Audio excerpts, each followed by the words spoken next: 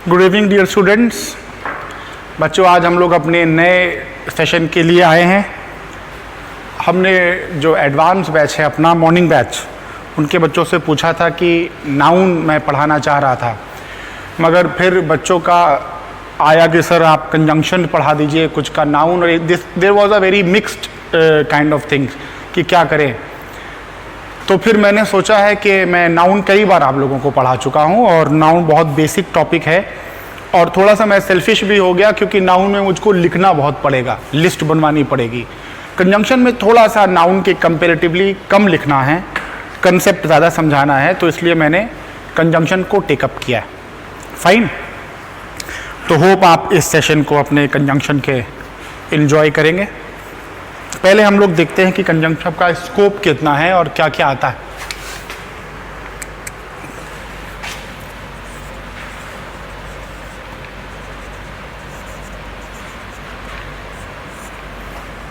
जो बच्चे हमसे कंजंक्शन पहले पढ़ चुके हैं वो जानते हैं कि मैं कंजंक्शन को किस अप्रोच से पढ़ाता हूँ, मगर अब की मैं थोड़ा सा, मोरलेस तो सेम ही रहेगा, मगर थोड़ा सा डिफरेंट अप्रोच लूँगा।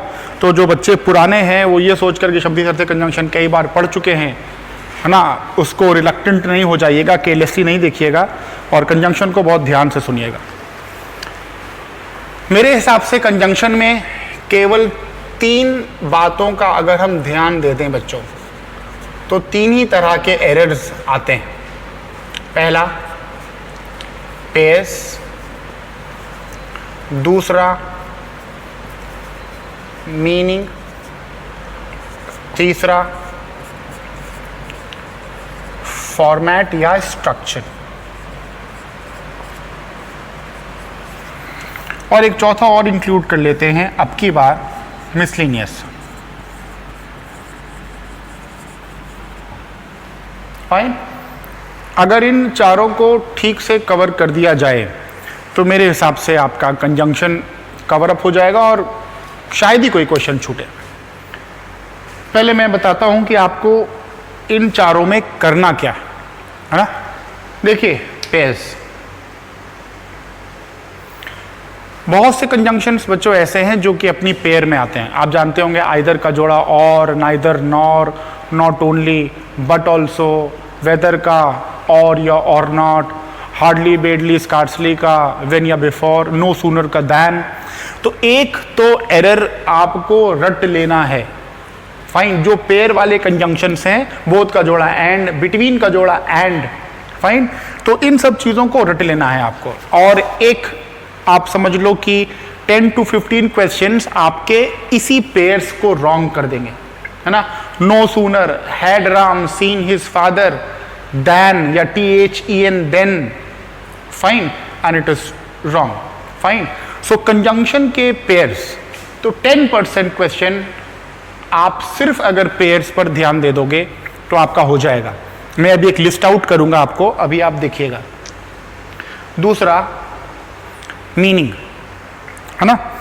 आप लोग सोच रहे होंगे कि सर ने एकदम अब्रप्टली स्टार्ट कर दिया कंजंक्शन, ना ही डिफिनेशन ना ही प्रकार। फाइन। और मुझे भी लगा कि मैंने कुछ ज़्यादा ही अब्रप्टली स्टार्ट कर दिया है। बच्चों, जो जानते हैं मुझको कि मैं प्रकार और परिभाषाएं, इन सबको इम्पोर्टेंस ही नहीं देता हूं, क्योंकि इन सब का कोई इम्पोर्टेंस एक्चुअली नहीं है ना। जो परिभाषा है, noun is the name of a person, place और थिंग, क्या आपको लगता है ये होलसम?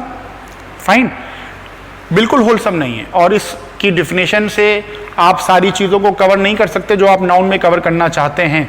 मगर having said that, I want to rectify myself, तो थोड़ा सा कंजंक्शन को मैंने जो बताया नहीं। कंजंक्शन वो शब्द है जो 2 शब्दों,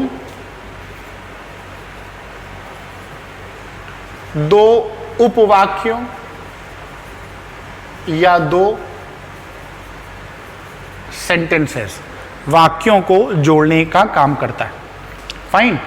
सो अ वर्ड और a group of words. Group of word would be a phrase that joins, शब्द या शब्दों का समूह। Fine. Never the less, in spite of, fine, शब्दों का समूह या शब्द या दो शब्दों, दो वाक्यों या उपवाक्यों को जोड़ने का काम करे वो कंजंक्शन होता है। फाइन, मैं अभी यहां पर वापस आ रहा हूं क्योंकि मैंने बेस नहीं बनाया था और एब्रप्टली स्टार्ट कर दिया था, so I want to correct myself. जोड़ने का काम करता है। यहां पर बच्चों ध्यान रखिएगा कि जोड़ने का काम कंजंक्शन तो करते हैं, जो हम लोग ने पढ़ा है सबऑर्डिनेटिंग कंजंक्शन और कोऑर्डिनेटिंग कंजंक्शन, दो ही प्रकार के कंजंक्शंस हैं। फाइन, और मैंने आपको अभी टेंसेस का लेक्चर खत्म किया, आपको बताया कि ये सबऑर्डिनेटिंग कंजंक्शन है, ये कोऑर्डिनेटिंग कंजंक्शन है। इसके अलावा, कंजंक्शन के अलावा जो एडजेक्टिव्स हैं ये भी सेंटेंस में कंजंक्शन का काम कर जाते हैं। एडवर्ब्स और अनडाउटेडली प्रेपोजिशंस।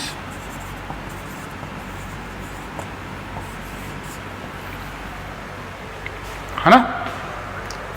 फिर वापस जो मेरा रिपीटेड लाइन है, सबका अपना काम निर्धारित, सबकी अपनी जगह निर्धारित। कंजंक्शन के अलावा एडजेक्टिव्स अगर वाक्य में व्याख्या ना करें और जोड़ने का काम कर दें तो वो क्या हो जाएगा? कंजंक्शन।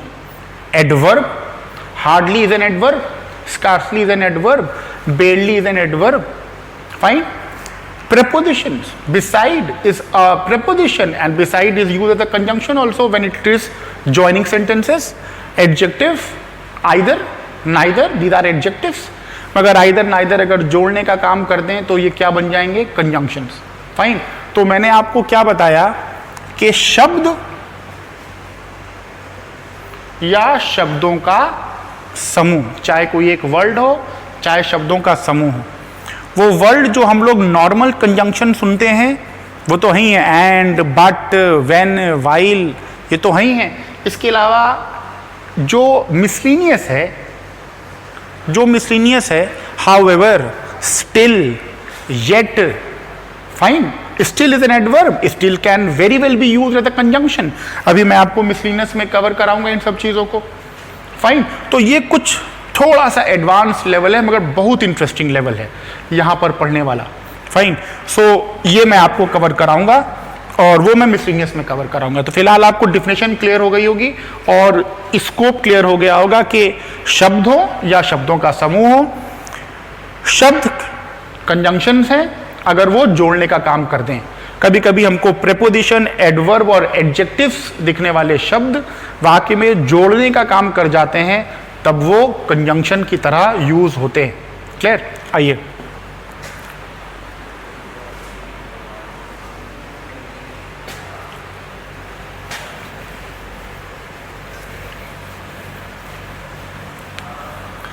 तो मैंने आपको बताया कि एक एरिया पेयर के ऊपर है, 10% है। मैं लिस्ट बनाऊंगा आपको और आपको पेयर्स को याद करना है। फाइन। जैसे मैं एक एग्जांपल देकर चलूं,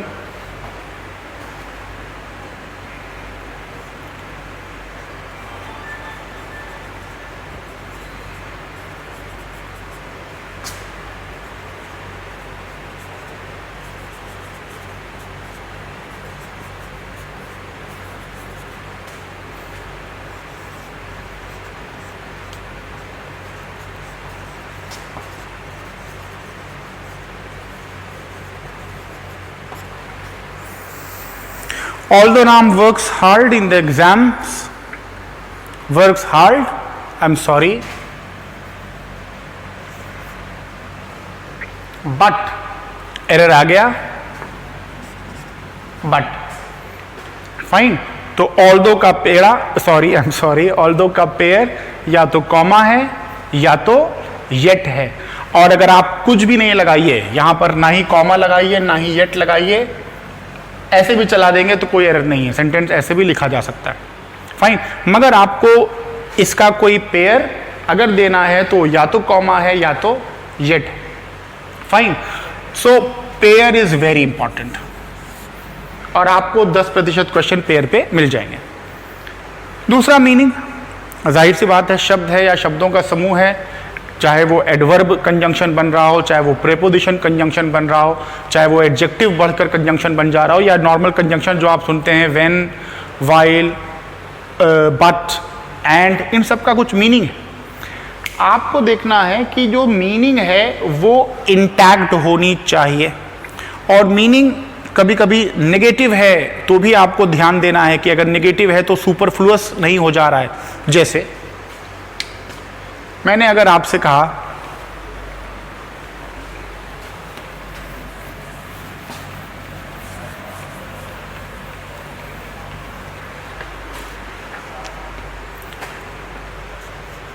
I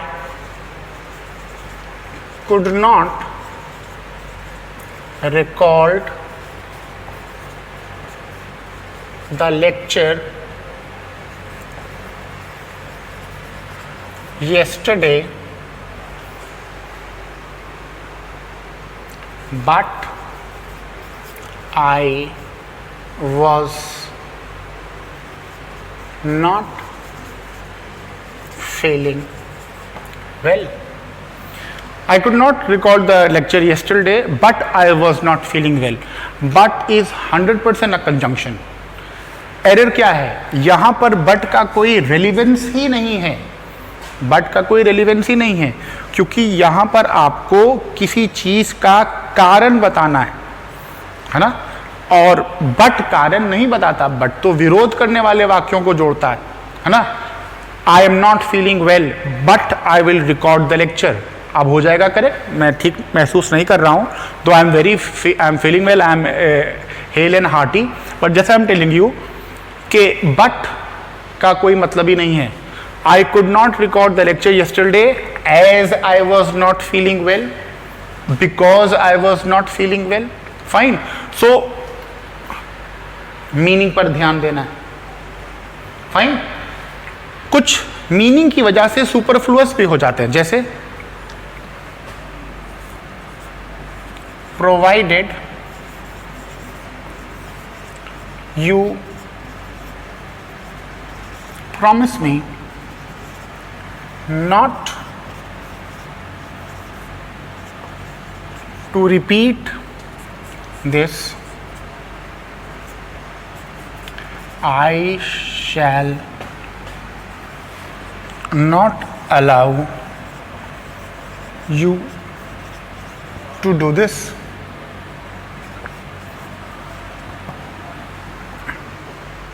Fine. Provided अगर सेंटेंस के पहला शब्द आ गया तो उसका मतलब होता है यदि, अगर कंजंक्शन की तरह यूज हो जाता है।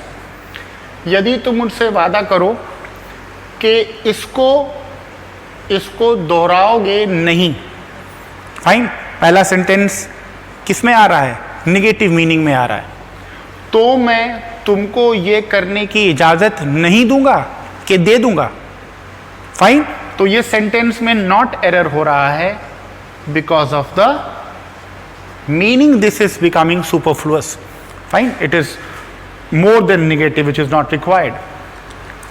सो पेयर्स पर 10% क्वेश्चन और 20% क्वेश्चन आपके आ जाएंगे मीनिंग पर। इसका मतलब हमको पेयर का एक पोर्शन देखना है, दूसरा पोर्शन जितने भी कंजंक्शन की मैं आपको लिस्ट अभी बनाऊंगा, मीनिंग पर ध्यान देना है कि उनकी मीनिंग क्या है ना। तीसरी चीज, and this is most important, सबसे ज्यादा इंपॉर्टेंट चीज कंजंक्शन में क्या है? स्ट्रक्चर। ज्यादातर कंजंक्शन 99% कंजंक्शन जो है वो अपने सेट स्ट्रक्चर को लेकर आते हैं। फाइन, आपको उनके स्ट्रक्चर को फॉलो ही करना पड़ेगा। आपको पता होना चाहिए कि ये किस प्रकार का स्ट्रक्चर लेकर आ रहे हैं और क्या करना है आपको, है ना। जैसे मशहूर आपने सुना होगा no sooner, fine, no sooner, hardly, barely, scarcely, never, ये जितने भी निगेटिव एडवर्ब्स हैं, अगर ये किसी सेंटेंस का सबसे पहला वर्ड बन जा रहे हैं तो इनके स्ट्रक्चर में इन्वर्जन आएगा। हाँ बच्चों, एक बात याद आ गई, कंजंक्शन पढ़ाने से पहले एक टॉपिक आप लोगों को और पढ़ाना चाहिए, वो है इन्वर्जन, है ना। जब मैं आ रहा था तो मैंने सोचा था कि पहले इन्वर्जन पढ़ाऊंगा तब कंजंक्शन पढ़ाऊंगा, but I that just slip from my mind. तो मैं यहाँ पर लिख ले रहा हूँ कि मुझे इन्वर्जन पहले पढ़ाना है आपको और तब मैं कंजंक्शन की बातों को आगे बढ़ाऊंगा। सो फॉर्मेट में इन्वर्जन्स इंपॉर्टेंट है। हार्डली, बेडली, स्कार्सली फ्यूचर के सेंटेंसेस नहीं बनाता, ये उनका स्ट्रक्चर। अगर आपने लेफ्ट से सेंटेंस को जोड़ा तो लेफ्ट पहले ही से निगेटिव है, सेंटेंस का वो क्लॉज जो लेफ्ट से जुड़ा है उसमें नॉट या नेवर निगेटिव वर्ड्स का यूज नहीं हो सकता, है ना। जितने भी कंजंक्शन कॉप्युलेटिव हैं, फाइन, बराबर बराबर चल रहे हैं। आइदर का जोड़ा और, नाइदर का जोड़ा नॉर, नॉट ओनली का जोड़ा बट ऑल्सो, ये पैरेलल स्ट्रक्चर बनाते हैं, एकदम बराबर का होता है। इन सब पर बहुत ध्यान देना होता है। ऑल्दो का स्ट्रक्चर बहुत इंपॉर्टेंट है, फाइन। कुछ ऑल्दो और दो के बढ़िया स्ट्रक्चर्स हैं, है ना। हाउएवर का बड़ा अच्छा स्ट्रक्चर है ना। तो ये सब मैं आपको मिसलिनियस में कवर अप कराऊंगा। So structure as if, as though का स्ट्रक्चर एकदम अलग प्रकार का है ना। He talks to me as if he was mad कि he were mad. He talks to me as if he was mad कि he were mad, he were mad, fine. Structure most important thing, structure. और उसके बाद miscellaneous में मैं आपको क्या पढ़ाऊंगा, जो मैंने अभी आपको ग्लिम्स दिया था स्टार्टिंग में कि कुछ एडवर्ब्स हैं जिनका कुछ अपने अलग प्रकार का यूज है। स्टिल सेंटेंस में किस जगह पर आकर एडवर्ब बनता है और कब उसकी जगह चेंज कर दो तो वो कंजंक्शन बन जाता है, फाइन। नेवरदलेस का बड़ा अच्छा रूल है ना। हाउएवर के रूल्स मैंने अभी आपको बताया, मैं आपको बताऊंगा। सो जो कुछ अलग अलग हैं, बिसाइड और बिसाइड्स का बेसिक रूल है मगर बताना चाहिए, है ना। कुछ फ्रेजेस जैसे फ्रेजेस शब्दों का समूह, है ना। और आप याद कीजिए कि हम लोगों ने बार बार ये क्वेश्चन पढ़ा है कि जबकि उसने सारी कोर्ट की हेयरिंग्स को डिलीजेंटली अटेंड किया, है ना, मगर वो वहाँ I am not able to recall that question, I am sorry. So मैं उन सबको रिकॉल करूंगा। सो बड़े इंटरेस्टिंग क्वेश्चंस हैं जो मैं आपके मिसलिनियस में बच्चों को कवर अप कर रहा हूँ, फाइन। तो अब तक मैंने आपको क्या बताया, पेयर्स, मीनिंग्स, फॉर्मेट और मिसलिनियस। जो बच्चे पुराने हैं वो अब की बार मिसलिनियस पर ध्यान दीजिएगा क्योंकि मैं कुछ अलग प्रकार के स्ट्रक्चर्स को इसमें कराऊंगा और इस पोर्शन पर आपको ज़्यादा फोकस कराऊंगा। क्लियर? इतनी बातों को अगर आप ध्यान दे दीजिएगा तो इसके अलावा कंजंक्शन नहीं, है ना। तो इस कंजंक्शन को पढ़ाने से पहले मैं आपको एक छोटा सा टॉपिक डिस्कस करा दूं क्योंकि हर जगह आएगा इन्वर्जन।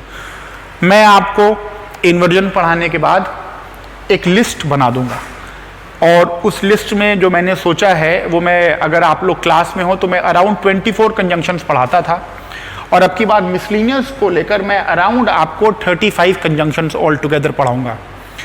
उन 35 कंजंक्शंस के रूल्स और फॉर्मेट्स और मीनिंग, अगर पेयर वाले हैं तो पेयर, मीनिंग, फॉर्मेट और स्ट्रक्चर, फाइन। इन सब को अगर आप ठीक से देख लीजिएगा तो आपका कंजंक्शन का पोर्शन क्लियर हो जाएगा और बहुत ही आसान टॉपिक है। कंजंक्शन स्टार्ट करने से पहले और उस लिस्ट को बनाने से पहले मैं आपको इन्वर्जन बताना चाहता हूं। बच्चों, इन्वर्जन में आपको थोड़ा सा लिखना पड़ेगा, तो आप एवी को आई एम श्योर कि सुनते होंगे प्रॉपरली, उसको बार बार रिवाइंड कर करके सुनते होंगे। तो मैं जितनी बातें बता रहा हूं उतनी बातें आप लिखते भी चलिएगा।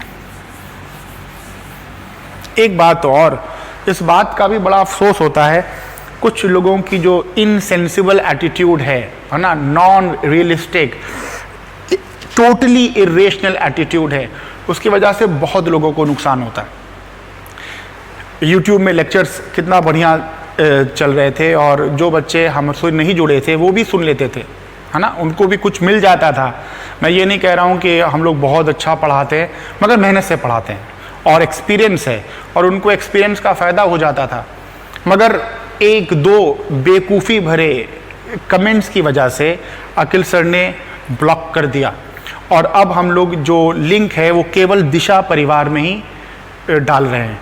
तो जो बाहर के स्टूडेंट हैं हो सकता है उनको उतना नहीं मिल पाए, आई एम श्योर मिल ही नहीं पाएगा जब तक के लिंक है, तो वही देख सकते हैं जिन लोगों के पास वो लिंक पहुंचा है और जो एप्लीकेशन में है। And I don't want to get involve into these things also, but I want to just put my mind across. आप में से कितने बच्चे दिशा में पढ़ रहे हैं? आप जब किसी चीज़ को देखते हैं तो you should also come up, और आपको भी रिस्पॉन्ड करना चाहिए। मैं हर चीज़ को जानता हूं कि क्या स्ट्रक्चर चल रहा है। 80% बच्चों, 80% स्टूडेंट ऐसे हम लोग पढ़ा रहे हैं या बहुत दिन से पढ़ा रहे हैं जिनकी फीस मात्र 50% है, यानी कि 500 रुपीज़ ओनली दे रहे हैं। लॉकडाउन नहीं था तो भी बच्चे फ्री 500 जोन में थे। उसके बाद मॉर्निंग बैच के जितने भी बच्चे हैं उनमें से 99% बच्चे टोटली फ्री पढ़ रहे हैं, टोटली फ्री। फाइन। उसके बाद भी जो बच्चे हैं और जो लोग थोड़े से बच्चे जो नए एडमिशन्स हुए हैं उनका फुल फीस था, और उनका भी अखिल सर ने 500 छोड़ दिया। And you people do not see these things. इतना बड़ा सेटअप चल रहा है, टीचर्स पढ़ा रहे हैं, and you people are foolishly giving comments कि स्लो चल रहा है और जितना पढ़ा रहे हैं इससे किसी को फर्क पड़ने वाला नहीं है। एटलीस्ट अखिल सर को तो फर्क पड़ने वाला नहीं है। फर्क पड़ किसको गया? तुमको पड़ गया, है ना। और मेहनत से पढ़ाऊंगा और कंजंक्शन में जो बातें बताऊंगा वो बातें हो सकता है कि नहीं पता हो, मगर कुछ बच्चों की फुलिश एटीट्यूड की वजह से एक बड़ी सोसाइटी जिसको पहले हम लोग कवर नहीं कर पा रहे थे। आई वाज सो हैप्पी कि चलो यार लेक्चर जा रहा है, जो बच्चे दिशा में नहीं हैं वो भी सुन रहे हैं मुझको कि मैं कुछ बताने की कोशिश कर रहा हूँ उन लोगों को। Now this is for to no avail. Fine, खैर चलिए, तो बात दिमाग में आ गई तो मैंने आपसे कहा कि आप लोग नहीं, कुछ बच्चे एक्चुअली किसी चीज़ के लायक नहीं हैं, और वो किसी के सैक्रिफाइस को समझ ही नहीं सकते कि कोई व्यक्ति आपके लिए कितना ज़्यादा कर रहा है इस लॉकडाउन में भी। फाइन, मगर आई डोंट नो कि वो एटीट्यूड और वो सोच कहाँ से आप लोगों के दिमाग में है। खैर चलिए, इन्वर्जन।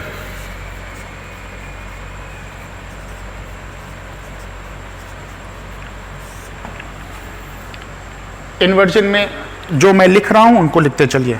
इन्वर्जन का मतलब कमिंग ऑफ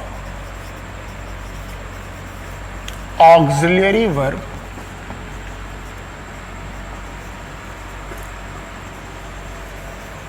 बिफोर इट्स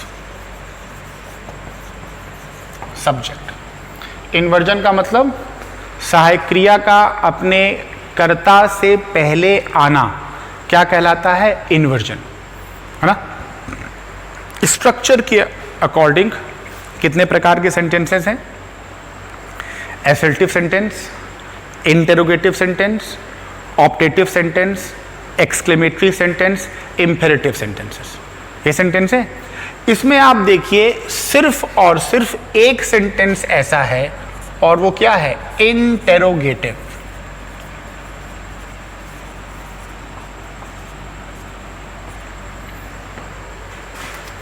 छह प्रकार के सेंटेंसेस में केवल एक सेंटेंस ऐसा है इंटेरोगेटिव, जिसमें सहायक क्रिया ऑक्सिलरी वर्ब सब्जेक्ट के पहले आती है। I will not come. Assertive sentence है, नेगेटिव एसल्टिव सेंटेंस है। इसको आप इंट्रोगेटिव बनाएंगे तो क्या बना देंगे? विल आई या won't I come tomorrow. Fine.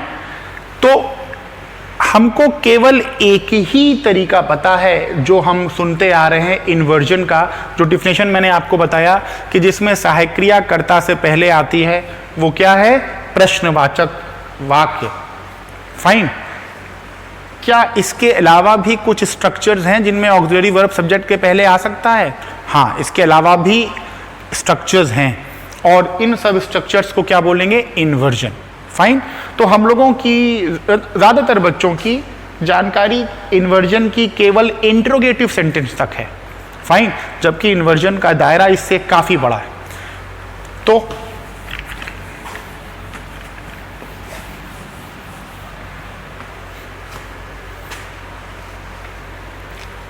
Heading डालिए uses of, not uses of, places of इन्वर्जन्स।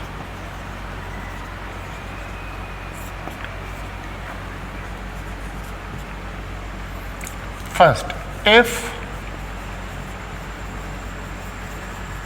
the sentence is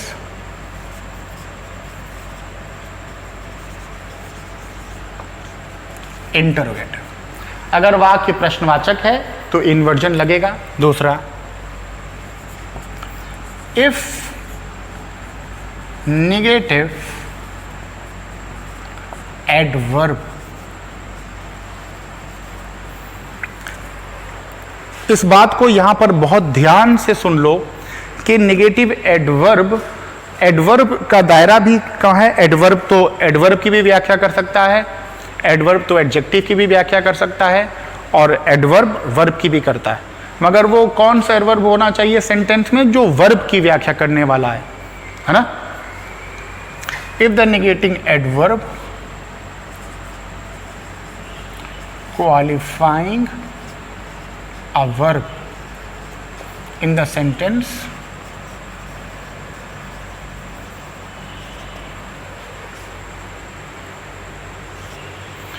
qualifying a verb in a sentence comes before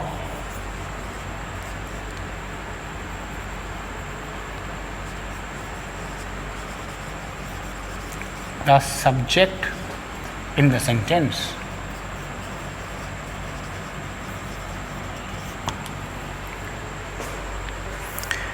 अगर नेगेटिव एडवर्ब कौन सा एडवर्ब हो जो वाक्य में वर्ब की व्याख्या कर ले, इसका मतलब क्या हुआ, इन्वर्जन उसी सेंटेंस में लग सकता है जिस सेंटेंस में मेन वर्ब हो, है ना। जैसे अगर हमने बोल दिया ना ही राम लंबा लड़का है और ना ही श्याम लंबा लड़का है, तो अंग्रेजी बोली neither Ram nor Shyam is a good boy.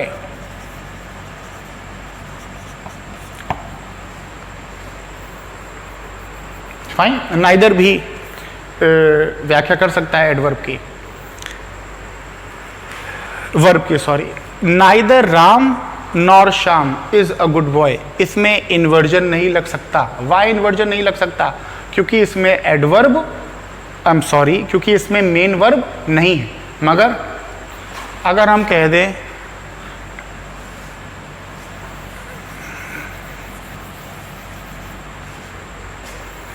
Ram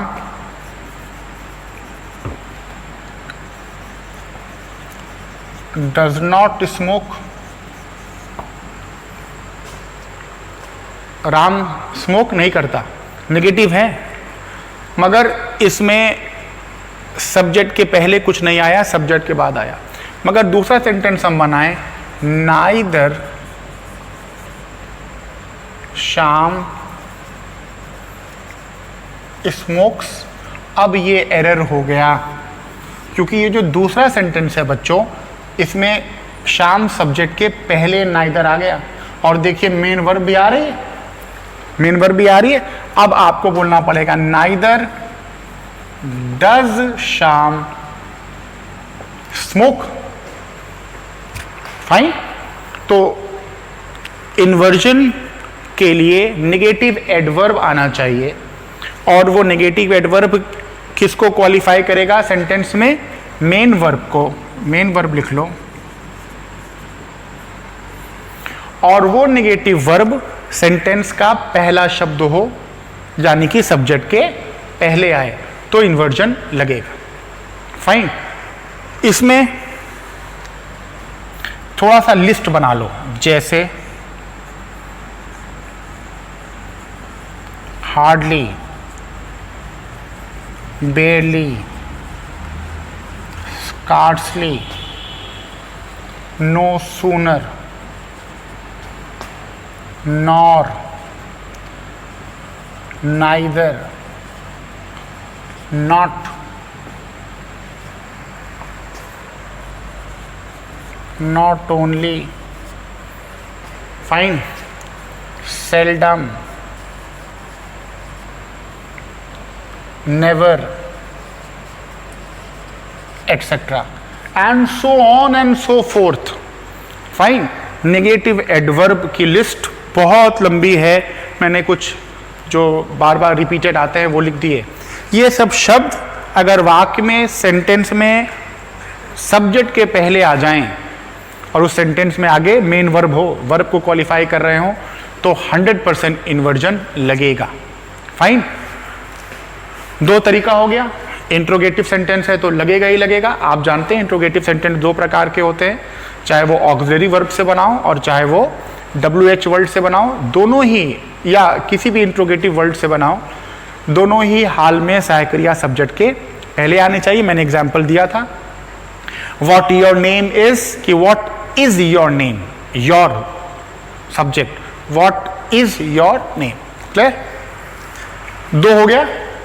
I hope आप इसको नोट डाउन कर रहे होंगे.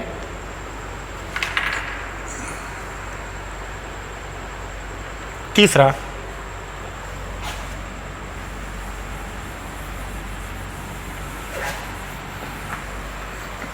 हाँ, मुझे एक बात और याद आई.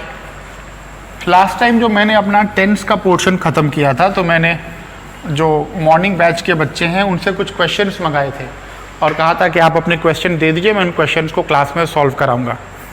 मगर थोड़ा सा क्लास लंबी हो गई.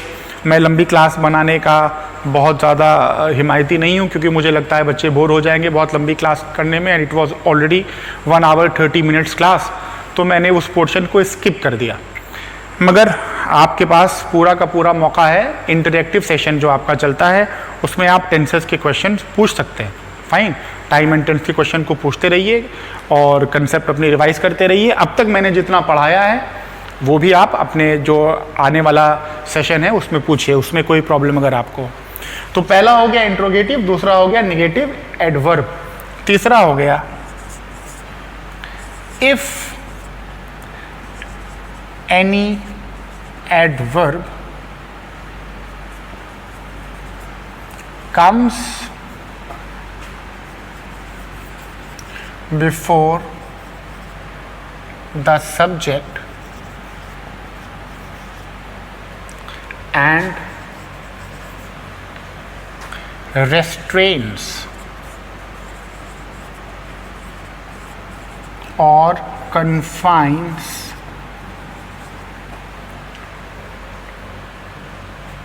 its meaning और एक्शन. एक्शन मतलब वर्ब. अभी मैंने आपसे बताया था कि वर्ब इन्वर्जन लगने के लिए मेन वर्ब होना जरूरी. हिंदी क्या हुई, अगर वाक्य में कोई ऐसा एडवर्ब आ जाए, नेगेटिव नहीं हो, नेगेटिव होगा तो पहले ही सेकेंडरी स्टेज में आ ले लेगा. नेगेटिव नहीं हो मगर वो ऐसा वाक्य हो जो कि एक्शन की मीनिंग को, जो उस वाक्य में एक्शन हो रहा है उसको बांध दे, संकुचित कर दे, एक दायरे के अंदर कर दे, तो फिर इन्वर्जन लग जाता है. जैसे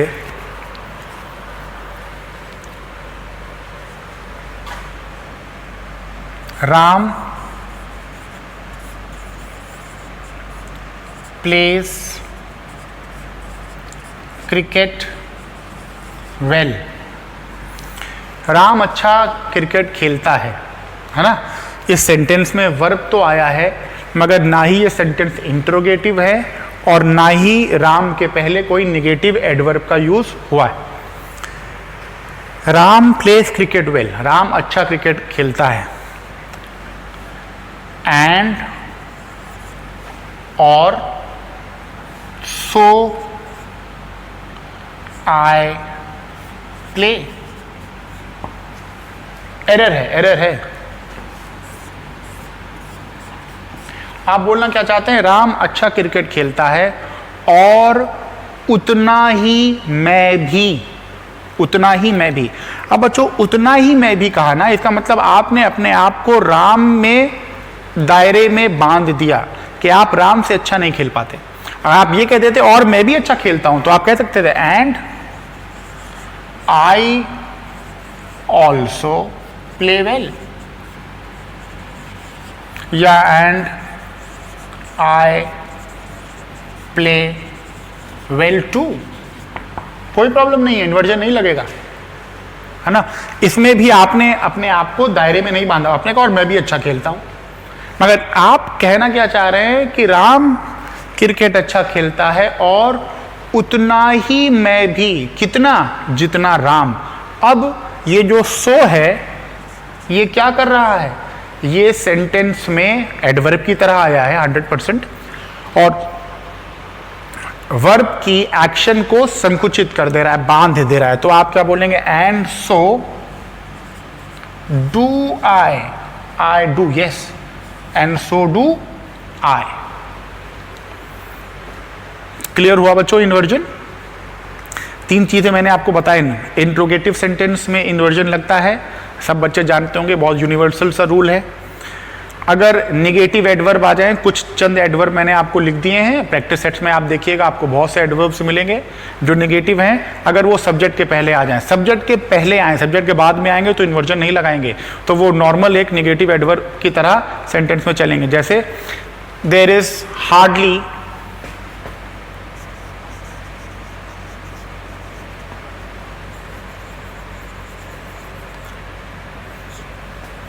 any water,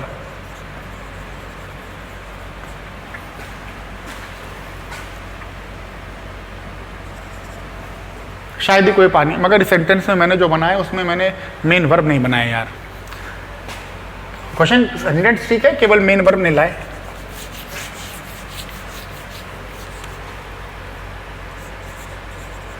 Ram has hardly seen the movie.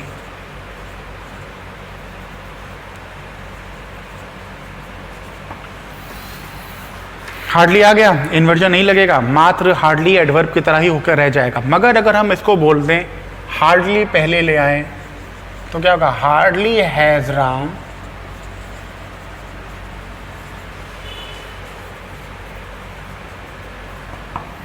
Scene the movie. Fine, तो दूसरा हो गया। और तीसरा सो, ज्यादातर इसमें सो ही का यूज होता है एज एन एडवर्ब, कि अगर आपने सेंटेंस में मीनिंग को संकुचित कर दिया, है ना। लास्ट जो कम यूज किया जाता है, कम यूज किया जाता है, मगर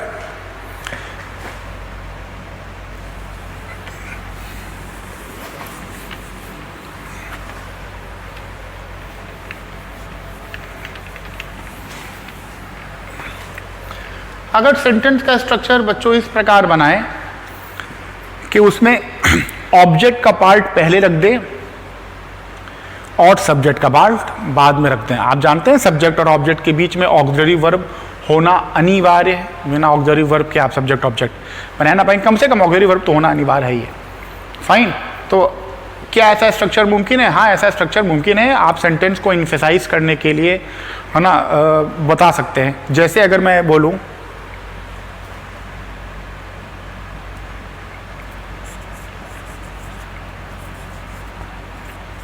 the birds are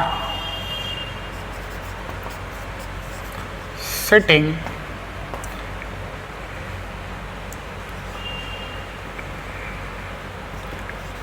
in the tree, the birds are sitting in the tree।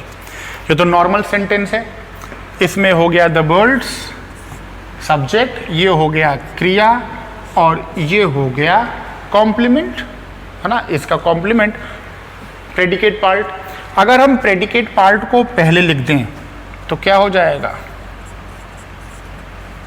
Sitting in the tree are the birds sitting in the tree are the birds. अब ये आर अक्सर बच्चे कंफ्यूज हो जाते हैं, और आपने देखा होगा ऐसे कई क्वेश्चंस हैं, is in the northern frontier. बच्चों मुझे क्वेश्चंस याद आपको पता है नहीं रहते, फाइन, इसीलिए I am very bad at making very quickly making the examples and making the sentences, so that is my lacuna actually, but I can recall a question के in the northern frontiers are seen the mighty Himalayas. Northern frontier are seen the mighty Himalayas. और student confuse होते हैं कि यार ये frontier के साथ तो फ्रंटियर लिखा हुआ है, आर कैसे चल गया? ये इन्वर्जन है और ये हिमालयास की सहायक क्रिया है, fine. Similarly sitting in the bird are the bird, sitting in the tree are the bird. अब एक नॉर्मल बच्चा सोचेगा अरे यार ये तो ट्री सिंगुलर है और यहाँ पर आर चला है, तो एरर कर दो, इसको इस कर दो। यहीं पर वो फंस गया और उसने इन्वर्जन का ध्यान नहीं दिया। क्लियर? सो कंजंक्शन को कैरी फॉरवर्ड करने में बच्चों इन्वर्जन का बहुत कंसेप्ट बहुत क्लियर होना चाहिए। आई थिंक मैंने आपको एक काम भर का इन्वर्जन समझा दिया है, और जब हम लोग वैसे भी डिस्कस करने जा रहे हैं कंजंक्शन, तो इन्वर्जन बार बार आएगा और बार बार उस कंसेप्ट को मैं आपको रिमाइंड कराता रहूँगा, तो आपको याद हो जाएगा। इतना हो गया। अब हमको करना क्या है, मैं आपको एक लॉन्ग लिस्ट ऑफ कंजंक्शंस देने वाला हूँ, और उन कंजंक्शंस की मैं आपको क्या बताऊंगा, अगर वो जोड़े वाले हैं तो पेयर्स पर कभी कदार कैसे एरर्स आते हैं वो मैं बताऊंगा। दूसरा मैं आपको बताऊंगा मीनिंग, और तीसरा उन सब कंजंक्शंस के एग्जैक्टली क्या फॉर्मेट है।